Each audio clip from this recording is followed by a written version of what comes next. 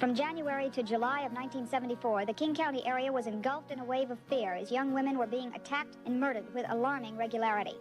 King County police have started their investigation after Janice Ott and Denise Naslund vanished from Lake Sammamish State Park. Sebuah kisah cinta seorang wanita berubah menjadi mimpi buruk ketika pria yang dicintainya dituduh sebagai pembunuh berantai. Saat sidangnya disiarkan secara nasional, ia bersikeras bahwa dirinya difitnah, sementara sang wanita harus mempertanyakan segala yang pernah ia percayai. Seberapa jauh wanita ini akan membela kekasihnya sebelum kebenaran yang mengerikan terungkap? Dan inilah Extremely Weak, Shockingly Evil, and Vile.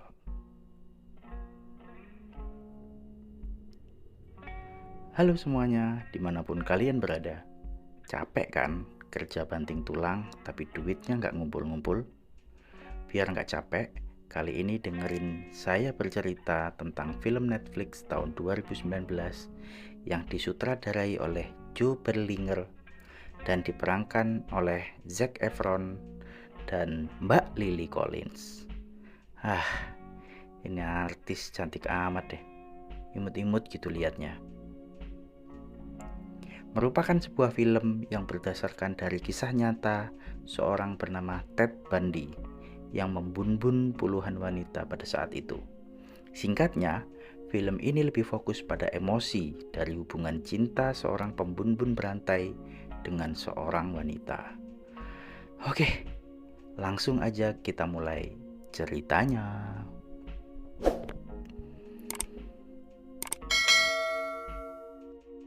Film dibuka dengan menampilkan sebuah tempat, tepatnya di ruang besuk penjara. Di sana terlihat ada seorang wanita yang bertemu dengan seorang narapidana pria.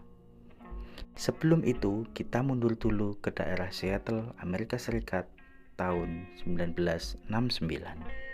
Terlihat dua orang wanita bernama Liz sedang berbincang sambil minum es teh bersama sahabatnya Joanna. Liz seorang single parent dengan satu anak bayi. Liz ini nggak pernah percaya diri dengan statusnya dan jadi takut berkenalan dengan pria. Tapi sahabatnya Joanna memaksanya untuk mendekati seorang pria tampan yang sedari tadi melihat Liz. Pria ini bernama Ted Bundy. Lalu Ted pun mendekati Liz. Mereka mengobrol dan juga berdansa bersama. Setelah pertemuan pertama mereka itu, Ted mengantarkan Liz untuk pulang dan mampir di rumah Liz. Di sini Ted menyadari bahwa Liz ini adalah seorang janda beranak satu saat melihat anak Liz tidur di ranjang bayi. Tapi Ted gak masalah sama status Liz. Tak lama mereka berdua pun masuk ke kamar untuk tidur. Di sini Mimin gak tahu ada adegan enak-enak apa enggak. Yang jelas, saat Liz bangun, dia nggak melihat Ted dan anaknya di kamar. Liz dengan panik mencarinya, tapi ternyata Ted dan anaknya sedang di dapur membuatkan sarapan buat Liz. Disinilah Liz merasa jatuh cinta dengan sosok Ted. Kisah kebersamaan mereka yang mesra pun terus berlanjut dari tahun ke tahun, hingga anaknya Liz yang bernama Molly tumbuh besar. Seiring kebersamaan mereka, ada berita yang mengatakan bahwa sedang gencar-gencarnya pembunuh berantai terhadap para wanita muda. Utah, Amerika Serikat tahun 1975. Suatu malam, Ted diberhentikan oleh polisi karena mengebut dan menerobos lampu merah. Ted berdalih, namun saat polisi memeriksa mobilnya, terlihat barang yang mencurigakan. Ted pun dibawa ke kantor polisi. Di sana ada seorang korban yang berhasil lolos dari rencana pembunuhan yang menuduh bahwa Ted adalah pelaku pembunuhan berantai. Sehingga Ted rencananya akan diadili di pengadilan. If you don't stop screaming, I'm gonna kill you. Now, miss, do you recognize any of these suspects? Mendengar hal ini, Liz marah pada Ted. Namun dengan kata-kata manis tentang mimpi mereka di masa depan, juga tentang Molly, Liz akhirnya luluh kembali. Saat sedang makan malam, Liz tanya ke Ted, kenapa saksi itu curiga ke Ted? Ted pun beralasan bahwa polisi mungkin sudah punya kesepakatan dengan saksi, sehingga saksi diarahkan untuk menuduh Ted. Selain itu juga, Ted mengatakan bahwa ada seseorang yang sengaja melaporkan namanya ke polisi sebagai orang yang disangka sebagai pelaku pembunuhan berantai.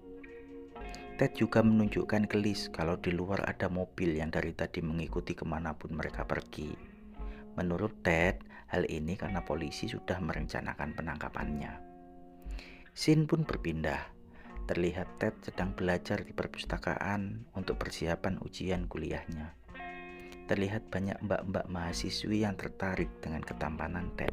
Tak lama setelah itu, seorang security menghampiri Ted dan memintanya untuk keluar. Hal ini karena ada seorang cewek yang melihat foto Ted di koran dan dikatakan bahwa Ted adalah diduga pelaku pembunuhan. Saat di luar perpustakaan, Ted melihat mobil yang mengikutinya. Ted menghampiri dan meneriaki orang di dalam mobil, tapi mobil tersebut berhasil kabur meninggalkan Ted. Liz kaget terbangun di tengah malam karena Ted yang tengah belajar menggunakan lampu senter di dalam selimut. Ted nggak mau membangunkan Liz yang sedang tidur. Di momen ini, Ted mengajak Liz untuk menikah. Keesokan harinya, Ted terlihat sedang berbicara dengan pengacara. Begitu banyak bukti yang bisa memberatkannya. Lalu saat persidangan, saksi bercerita dan menunjuk bahwa Ted memang benar-benar pelakunya. Pengacara Ted kemudian bertanya ke saksi, kenapa menuduh Ted dengan bukti yang lemah? Cuma karena mobilnya mirip aja. Saksi mengatakan bahwa ada yang berkata bahwa memang itulah mobil yang dipakai pelaku. Kesaksian itu pun melemah. Keesokan harinya, Ted dan Louis berkunjung ke tempat adopsi anjing. Liz ingin sekali mengadopsi anjing. Di sana Ted dan Liz bertemu teman lama Ted yang bernama Caroline. Ted menjelaskan bahwa Caroline adalah teman baiknya yang selalu memberikan dia semangat. Lalu saat Ted dan Liz melihat ke seekor anjing, terlihat anjing tersebut menggonggong marah ke arah Ted. Tapi saat Ted melihat ke arah anjing itu, tiba-tiba si anjing jadi ketakutan. Emang aura psikopat beda, bro. Malam harinya Ted dan Liz pun gila-gilaan, mabuk, dan berakhir dengan bikin adiknya Molly. Scene berganti di pengadilan. Kim memutuskan bahwa Ted bersalah dan dikirim ke penjara Utah. Melihat hal ini, Liz menangis dan memeluk Ted. Ted mengatakan bahwa semua akan baik-baik saja. Ted pun dipenjara. Di telepon dia berbicara dengan Liz bahwa ia akan mengajukan banding. Di tempat kerja, Liz ditelepon oleh seorang detektif untuk menanyakan tentang Ted. Sedangkan Ted yang sedang membaca kasusnya ditanya oleh seorang detektif. Kemudian Ted ditemui oleh pengacaranya dan mengatakan bahwa Ted akan dipindahkan ke penjara Colorado. Liz yang mendengar bahwa Ted dipindah ke Colorado menjadi sedih dan semakin sering mabuk. Liz percaya bahwa Ted bukanlah pelaku pembunuhan berantai. Ted menelpon Liz dan menceritakan tentang sebuah buku yang berjudul Babylon, tentang peradilan yang salah menghukum pada orang yang tidak bersalah. Dan Ted mengatakan bahwa dia akan berusaha membuktikan kalau dia tidak bersalah di pengadilan berikutnya. Scene berganti ke pengadilan lanjutan. Kali ini Ted ditemani pengacaranya yang baru. Di situ ada usulan tentang hukuman mati pada Ted karena jaksa yakin kalau Ted adalah pelaku pembunuhan yang sadis. Ted lalu menelpon Liz dan memintanya untuk datang ke pengadilan berikutnya. Tapi Liz menolak untuk datang. Mendengar hal itu, Ted menjadi kesal dan marah. Ted, you're a law student standing trial for murder here in Colorado. You've also been convicted in Utah of attempted kidnapping, yet you adamantly maintain your innocence. Does this make you angry?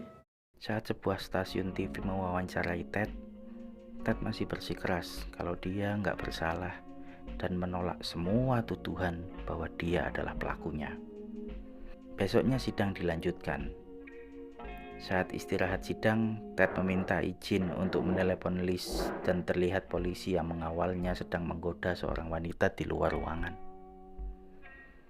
Ted melihat ini sebagai kesempatan untuk kabur, dan akhirnya Ted melompat dari lantai 2 gedung sidang lalu berlari ke jalan raya. Polisi yang mengawal Ted sadar kalau Ted udah kabur. Polisi itu pun berusaha mengejar, tetapi dengan cepat Ted merubah penampilannya dan berhasil kabur. Saat Liz tahu kalau Ted berhasil kabur, Liz berharap Ted mengunjunginya, tapi Joanna menasihati Liz untuk sadar dan melupakan Ted. Liz pun bercerita pada Joanna bahwa Ted bukanlah pelakunya, dan sidang ini adalah sebuah kesalahan.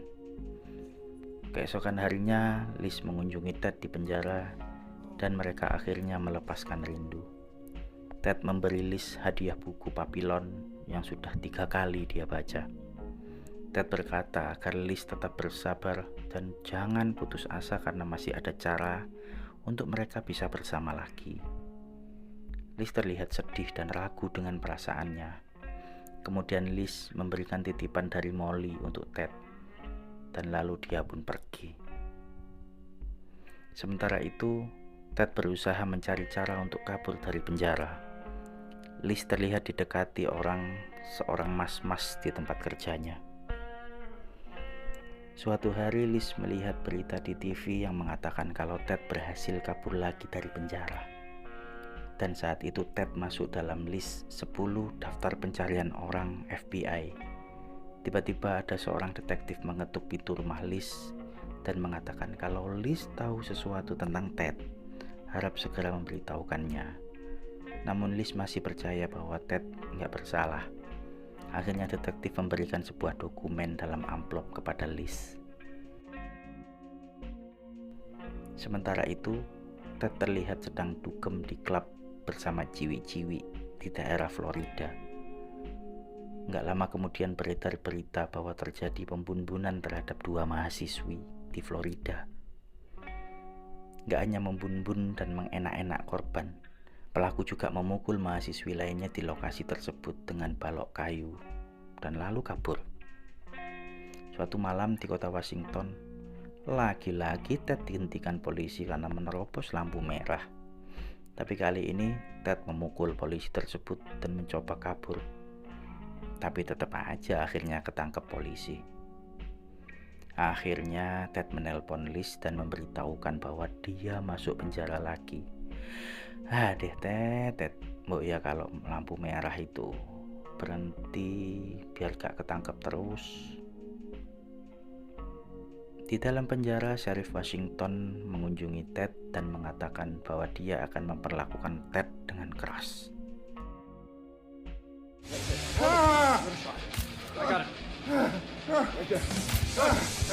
Besoknya, Sheriff Washington dan Ted melakukan jumpa pers. Di situ, Sheriff Washington mengatakan bahwa dari penyelidikan terbukti bahwa Ted bersalah. Namun, Ted dengan tengil dan selengean menolak tuduhan Sheriff Washington, lalu merobek surat yang dibawa Sheriff. Ted yang kangen Liz mencoba menelpon, tapi nggak pernah diangkat. Sampai suatu hari, Caroline menjenguknya di penjara. Mereka berbincang, dan Ted mengatakan kalau penangkapannya itu hanya bersifat politis. Karena Sheriff Washington ingin terpilih kembali dalam pemilihan yang akan dilakukan. Suatu waktu, Liz yang sudah jarang masuk kerja terlihat dikunjungi teman cowoknya yang khawatir dengan keadaan Liz. Liz mempersilahkannya masuk karena sedang sedih dan sendirian. Besoknya Caroline dan Ted menerima kunjungan dari pengacara barunya. Di situ sang pengacara memberitahukan kalau Ted mau mengakui kesalahan, maka hukumannya akan diturunkan menjadi seumur hidup dan bukan hukuman mati. The state's offering a deal, Ted. If you plead guilty to the murder charges, Ted tentu saja menolak karena dia masih bersikeras kalau dia bukan pelaku pembunuhan. Caroline mengatakan bahwa dia akan siap melakukan apa saja untuk Ted karena dia sangat menyukai Ted. Sidang Ted diputuskan akan disiarkan secara langsung di televisi dengan hakim yang sudah dipilih khusus karena kasus ini sudah menarik perhatian masyarakat. Sidang pun dimulai. Liz menonton jalannya sidang dari televisi. Dia tercengang dengan bukti-bukti yang ditunjukkan oleh jaksa di persidangan. Tapi di sisi lain, banyak perempuan yang datang ke sidang diwawancara dan mengatakan bahwa nggak mungkin Ted menjadi pelakunya. Karena wajahnya yang tampan dan inosen, nggak mungkin jadi pelaku pembunuh. Sidang pun berlanjut. Saat seorang detektif mengungkapkan kesaksiannya, Ted keberatan karena apa yang dikatakan detektif adalah bohong dan dia sudah merasa dicurangi. Apparently not affected the way the defendant views his chances of acquittal. Setelah sidang, Ted menelpon Liz, tetapi malah teman cowok Liz mencabut kabel teleponnya. Liz terus melihat kelanjutan sidang Ted di TV dan bahagia melihat bagaimana semangat Ted dalam membela diri. Suatu hari Ted dikunjungi ibunya bersama pengacara. Ted gak suka karena ibunya menasehati Ted untuk mengalah saja agar gak dijatuhi hukuman mati. Ted marah pada Caroline yang sudah membawa ibunya ke tempat sidang. Tapi Caroline bilang kalau ini semua karena Caroline pengen bantu Ted. Soalnya Caroline udah sayang banget sama Ted. Persidangan dilanjutkan.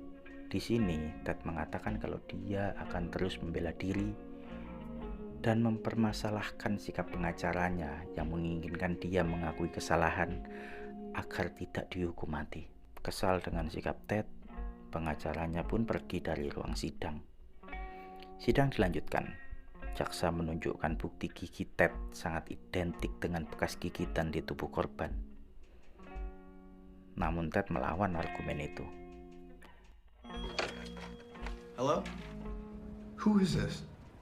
Setelah sidang, kembali Ted menelpon Liz, tapi yang mengangkat malah teman kerja Liz. Dia mengatakan agar Ted gak usah lagi mengganggu Liz, dan kemudian menutup teleponnya. Di sisi lain, Liz yang sedih terus menunggu telepon Ted sampai ketiduran. Di hari penjengukan setelah menyuap sipir, Ted dan Caroline melakukan enak-enak sambil berdiri. Tapi setelah olahraga ini, terlihat Ted gak menikmatinya. Dan Caroline bertanya pada Ted, apa dia masih memikirkan Liz? Tapi dengan speak-speak dewanya, Ted berhasil meluluhkan hati Caroline. Di persidangan, Caroline menjadi saksi untuk Ted. Di sini Ted mengungkapkan bukti dan argumen yang mengatakan bahwa dia nggak bersalah. Tapi hakim nggak menggubris. Di sidang ini juga, Ted akhirnya melamar Caroline. Dan karena lamaran dilakukan di ruang sidang, maka lamaran itu disahkan oleh hakim. Liz yang melihat itu di TV menjadi sedih dan bertanya ke teman cowoknya, apakah orang yang menelpon kemarin adalah Ted. Liz yang tahu kebenarannya lalu marah dan mengusir teman cowoknya. Saat teman cowoknya menenangkan Liz mengungkap penyesalannya karena ternyata yang melaporkan nama Ted ke polisi dan mobil yang dikendarai oleh Ted adalah dirinya, Liz. Jadi, saat rame-ramenya kejadian pembunuhan dan polisi merilis sketsa pelaku, Liz merasa ada kemiripan antara pelaku dan Ted dan akhirnya melaporkan hal ini pada polisi. Atas apa yang dilakukannya pada Ted, Liz sangat menyesal dan saat ini Liz sangat tersiksa soalnya Liz udah terlanjur bucin sama Ted. Kembali ke persidangan, jaksa, pengacara korban, dan Ted saling berargumen, menguatkan dan menjatuhkan bukti-bukti antara satu sama lain. Saat jeda sidang, dalam wawancara Ted masih bersikeras mengatakan bahwa tidak bersalah dan sidang ini sudah menyidangkan orang yang tidak bersalah. Sebelum masuk ruang sidang, Caroline memberinya semangat dan mengatakan bahwa saat ini dia sedang mengandung anak Ted. Ted terlihat bingung dengan pengakuan Caroline. Di persidangan, Ted akhirnya divonis hukuman mati karena terbukti melakukan pembunuhan berantai dan penyiksaan, juga pengenak-enakan secara paksa. Liz melihat vonis ini di TV menangis. Ibu Ted meminta keringanan hukuman agar tidak dijatuhi vonis mati. Tapi akhirnya hakim menetapkan bahwa putusannya bukanlah berdasarkan dendam pribadi pada Ted. Namun Ted tetap mengatakan bahwa dia nggak pantas dijatuhi hukuman mati dan dia akan tetap berjuang agar tidak mendapatkan hukuman itu. Ted juga mengatakan tidak akan meminta keringanan pada sesuatu yang tidak dia lakukan. Ruang sidang sudah kosong, tapi Caroline masih terduduk di sana. Dia menangis sambil memegang perutnya yang berisi Ted Junior. Menangis sampai lampu ruang sidang semakin temaram.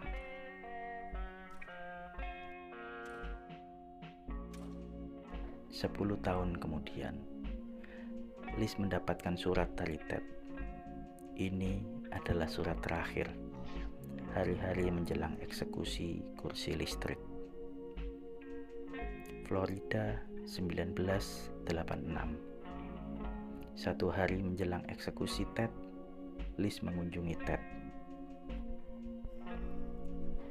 Mereka berhadapan di ruang dengan kaca sebagai sekat dan telepon sebagai alat untuk berkomunikasi.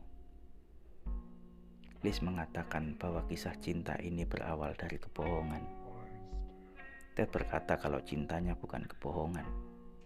Ted juga mengatakan kalau Ted tidak akan tega menyakiti wanita, terutama Liz. Mendengar itu, Liz juga mengungkapkan rahasia bahwa dialah yang memberikan nama Ted pada polisi. Karena itu pula, Liz menyalahkan dirinya sendiri dan mengatakan bahwa apapun yang dilakukan Ted merupakan beban bagi dirinya. Dan Liz menginginkan kejujuran dari Ted.